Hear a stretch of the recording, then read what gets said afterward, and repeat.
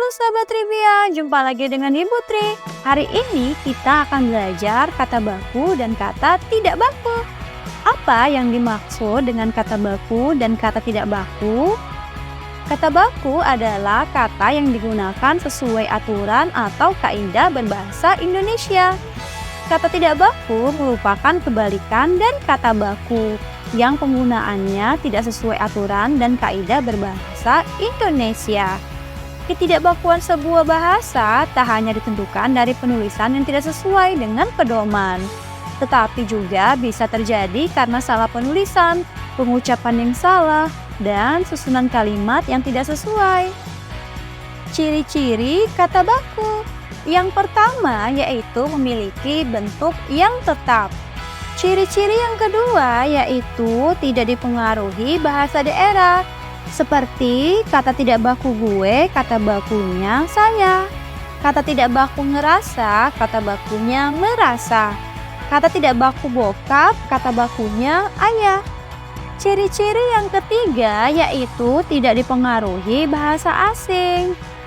Kata tidak baku adalah banyak guru-guru, sedangkan kata bakunya banyak guru. Kata tidak baku itu adalah benar. Kata bakunya adalah itu benar. Kata tidak baku lain kesempatan. Kata bakunya kesempatan lain. Ciri yang keempat yaitu bukan merupakan ragam bahasa percakapan. Seperti kata tidak baku gimana, kata bakunya bagaimana. Kata tidak baku gitu, kata bakunya begitu. Kata tidak bakunya enggak, kata bakunya tidak. Kata tidak bakunya nelpon, kata bakunya menelpon. Ciri yang kelima yaitu pemakaian imbuhan dilakukan secara eksplisit.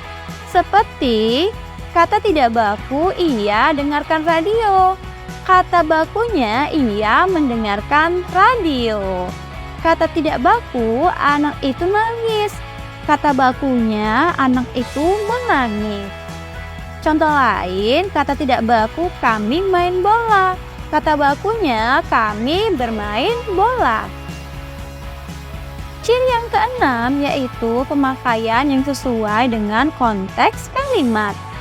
Contohnya, kata tidak baku terdiri. Kata bakunya terdiri atas atau dari. Kata tidak baku seseorang pasien. Kata bakunya seorang pasien. Kata tidak baku siapa namanya. Kata baku siapa namamu. Ciri yang ketujuh yaitu tidak mengandung makna ganda dan tidak rancu. Contohnya kata tidak baku mempersingkat waktu. Kata bakunya menghemat waktu. Kata tidak baku mengejar ketinggalan. Kata bakunya mengatasi berbagai ketinggalan. Ciri yang kedelapan yaitu tidak memiliki arti pleonase. Pleonase sendiri artinya yaitu menambahkan kata yang sebenarnya tidak diperlukan. Contoh kata tidak baku adalah para juri-juri. Kata bakunya para juri. Kata tidak baku mundur ke belakang. Kata bakunya mundur. Kata tidak baku para hadirin. Kata bakunya hadirin. Ciri kata baku yang kesembilan yaitu tidak mengandung hiperkorek. Contohnya, kata tidak bakunya khusus. Kata bakunya khusus. Kata tidak baku Sabtu. Kata bakunya Sabtu. Kata tidak baku sah. Kata bakunya syah. Kata tidak baku akhir. Kata bakunya akhir. Sedangkan ada juga ciri-ciri kata tidak baku. Yang pertama, bentuknya mudah berubah-ubah. Yang kedua, dipengaruhi bahasa daerah. Dan yang ketiga, dipengaruhi bahasa asing. Ada lagi ciri kata tidak baku yaitu digunakan dalam percakapan sehari-hari dan bukan konteks yang resmi. Memiliki arti yang sama dengan bahasa baku. Dan yang terakhir, ciri kata tidak baku tidak ditemukan dalam pencarian KBBI atau Kamus Besar Bahasa Indonesia. Selanjutnya kita akan belajar fungsi kata baku. Fungsi kata baku yang pertama yaitu fungsi kata baku sebagai pemersatu. Tanpa menghilangkan ciri khas ragam bahasa di setiap daerah di Indonesia, bahasa baku mempersatukan masyarakat dari seluruh penutur dialek masing-masing daerah. Fungsi kata baku berikutnya yaitu kata baku sebagai pemberi kekhasan. Bahasa baku atau kata baku ketika dibandingkan dengan bahasa lain yang serumpun seperti bahasa Melayu yang digunakan di negara tetangga maupun di Sumatera, bahasa Indonesia sudah berbeda.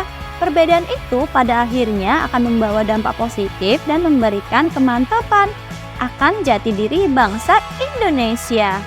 Fungsi kata baku berikutnya yaitu fungsi kata baku sebagai kerangka acuan. Fungsi ini berarti bahasa baku menjadi tolak ukur untuk menilai dan menentukan penggunaan bahasa yang tepat dengan acuan yang disepakati. Kapan dan mengapa kata baku harus digunakan? Bahasa baku digunakan dalam berbagai situasi resmi. Dalam ragam lisan, bahasa baku digunakan pada saat konferensi ilmiah, presentasi, dan rapat.